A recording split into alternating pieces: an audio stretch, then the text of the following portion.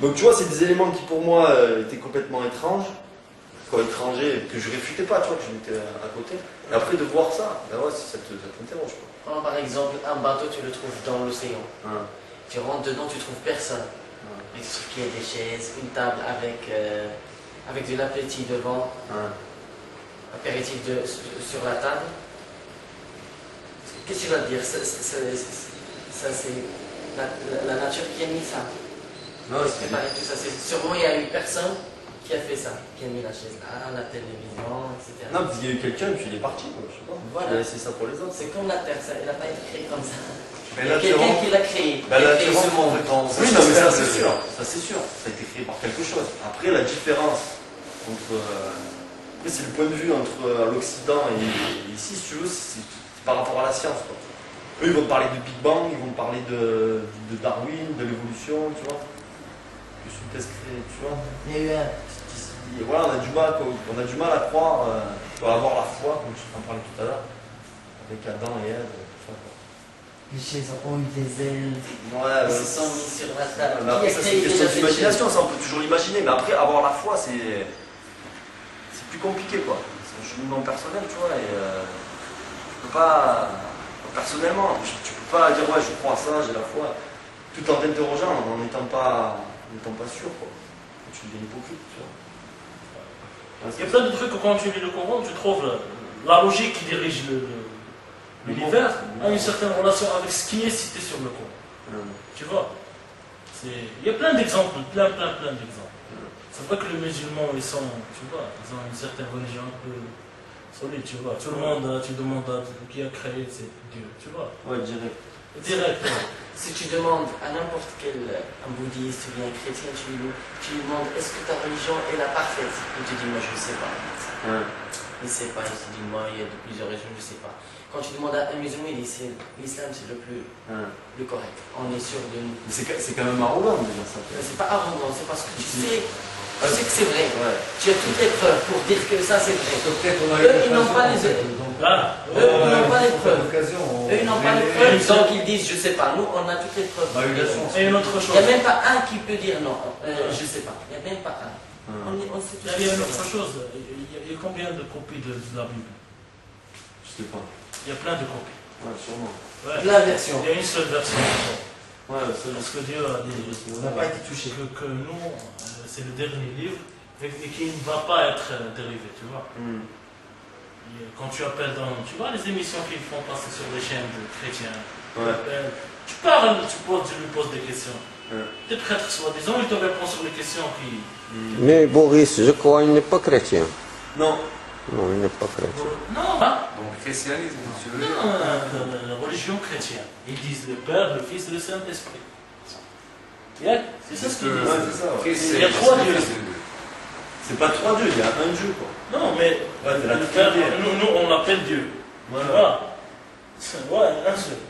Mais c'est qui le Saint-Esprit? Saint-Esprit? Je sais pas. Et c'est qui Dieu? Dieu, c'est le Saint-Esprit. Donc Dieu, il a trois noms. Ouais, il y a trois noms. Mais s'il y a trois, c'est qui le chef entre ces trois? Bien sûr, il y a 3 ans, il doit y avoir un chef. Alors que les trois, c'est les mêmes. Peut-être, je sais pas. Donc il y a un seul Dieu. Ouais. Mais pourquoi tu dis qu'il y a 3 dieux à la base? Mais c'est pour faire le signe des croix.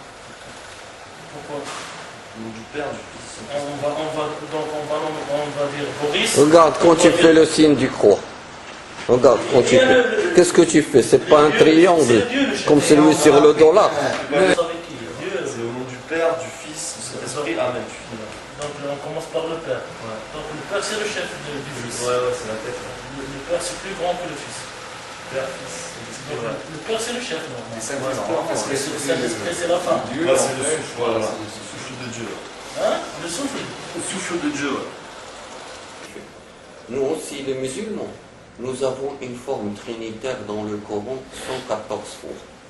Nous avons 114 fois dans le Coran Bismi Allah Ar-Rahman Ar-Rahim. On dit au nom de Allah Ar-Rahman Ar-Rahim. Voilà, ça c'est Trinité. Allah Ar-Rahman Ar-Rahim. Tu as entendu 3 appellations. 3. Eh bien, est-ce que Si tu demandes à un musulman, c'est qui Ar-Rahman? Il va te dire, c'est Allah. Comme ce que tu viens de dire. Et c'est qui Ar-Rahim? C'est Allah. Donc, il y a 3 noms. Ici, nous avons 3 noms, mais pour un seul Dieu. C'est Allah, Ar-Rahman, Ar-Rahim. Comme si je dis par exemple, Ja'far, moi, Ja'far, je suis arabe et francophone. Est-ce qu'il y a 3 personnages? Un seul. C'est ce qu'ils n'ont pas compris les chrétiens. Et Ibn Mas'ud, radiallahu anhu, l'un des compagnons du prophète, qui a un grand savoir du Coran, il nous a dit, la première phrase descendue dans la Torah, c'est-à-dire l'Ancien Testament, c'est Bismillahir-Rahmanir-Rahim. Au nom d'Allah, il y a plusieurs traductions, au nom d'Allah, le miséricordieux, le tout miséricordieux. Il y a une autre traduction de Farid Kapteni qui a fait une étude étymologique pour traduire. Il a dit au nom d'Allah, l'origine, l'arrangeant. L'origine, l'arrangeant. Alors, Rahman, comme tu as dit tout à l'heure, le Saint-Esprit. Nous aussi, nous avons le Saint-Esprit dans le corps. C'est Nafakhna fihi min ruhina. Allah, en parlant de Adam, après l'avoir créé, il lui a insufflé de son roh. C'est ça l'esprit. Et dans le mot Rahman, on trouve, il y a comme roh au début, n'est-ce pas? Ra et Ha. Roh, c'est l'âme. L'âme. C'est ça le Saint-Esprit. Et il est le milieu. Allah, Ar-Rahman, Ar-Rahim, c'est celui du milieu. Et le prophète, il nous a dit, prenez ce qu'il y a du milieu, c'est le milieu. Il y a une sourate au Coran. Ar-Rahim, c'est اسم الرحم. Ar-Rahim. Même Ar-Rahim, Ar-Rahman, Ar-Ruh, le souffle, qui a insufflé Allah en Adam, comment il est transmis pour les autres fils d'Adam? Eh bien, il est cette âme, Ruh, il est transmis pour ta création. Tu es créé depuis une goutte de sperme. C'est ça ton début. Une goutte de sperme. Et Allah, il le décrit dans le Coran. Il dit, tu es créé d'après une goutte de sperme. Et c'est dans cette goutte de sperme où il y a ce roh qui passe l'âme. Il est déjà là, dans cette goutte de sperme. Tu as fait déjà. Oui. La goutte de sperme, elle vient d'où? Voilà, la goutte de sperme, il vient C'est ça la question. de ce souffle divin. Du Saint-Esprit. Le Saint-Esprit. Dans le mot Rahman, parce que le sperme, le goutte de sperme en arabe, c'est mani. C'est ça. Mani.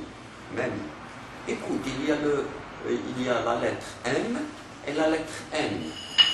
Et quand on dit Rahman, il y a aussi la lettre N et la lettre N. À la fin, il y a Rah comme le Roh, et le M et le N comme le même. C'est Allah. C'est le souffle d'Allah qui est transmis en nous tous, depuis Adam jusqu'à maintenant. Et quand Allah il a créé Adam, il ne l'a pas créé de terre, il a dit aux anges, prosternez-vous pour Adam. Non. Il l'a créé de terre, il a insufflé de son âme, nafakhna fihi min ruhina, ruh d'Allah subhanahu wa ta'ala, wa عنده علم الروح وعنده الروح. Alors, quand l'âme, elle a pénétré dans la terre, d'où on est créé, à ce moment-là qu'il a dit aux anges de se prosterner par respect à ce Saint-Esprit, à cette roh qui est en Adam. C'est pas du shirk, se prosterner à quelqu'un d'autre. C'est pour ça il y a des gens qui disent que Allah il est en nous tous. En nous tous il y a Allah. Non, c'est faux. Parce que quand tu dis Allah il est en nous, eh bien tu rends Allah, tu peux le mettre dans quelque chose, ça diminue de la valeur d'Allah. Allah il englobe tout, le péché. Oui, mais il y a une partie, si je te suis là, il y a une partie d'Allah dans chaque homme. Alors. Une partie, Voilà. c'est le souffle. Donc on peut Mais dire. tu ne peux pas dire il est en nous, tout entier, en nous. Non, ce n'est que son souffle. Comme il a dit par exemple pour la miséricorde, Rahma. Rahma, il nous a dit le prophète, sur terre, Allah il a descendu 1% de Rahma ce qu'il a. Il a 100% de Rahma. Il a dit il n'y a que 1% qui est descendu sur terre. Et ce 1%, c'est cette Rahma que tu vois dans toutes les créations depuis le début jusqu'à maintenant. La chatte avec ses petits, la mère avec ses enfants. Regarde, 1%. Et il a dit, il est miséricordieux, c'est bien de Rahma en arabe. Rahma, c'est la miséricorde. Et Rahim, c'est le miséricordieux. Ça a Rahman. Alors, ces mots-là, c'est que Allah, il a dit, il a descendu 1% de son Rahma. Il a gardé 99%. Tu sais pourquoi? Pour le jour du jugement dernier. Rahim. Rahim.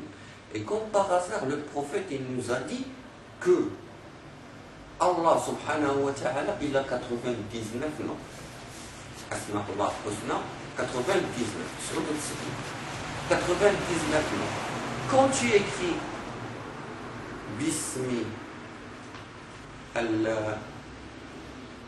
Ar-Rahman Ar-Rahim, le dernier mot, Ar-Rahim, eh bien le dernier mot, il y a 19 lettres dans la Basmala, dans Bismillah Ar-Rahman Ar-Rahim, il y a 19 lettres. Le dernier mot, sa première lettre, c'est un alif. Ar-Rahim, c'est un alif. Et ce alif, il est classé 14e dans la Basmala. Et sa dernière lettre, c'est un M qui s'écrit comme ça. Elle est classée 19e.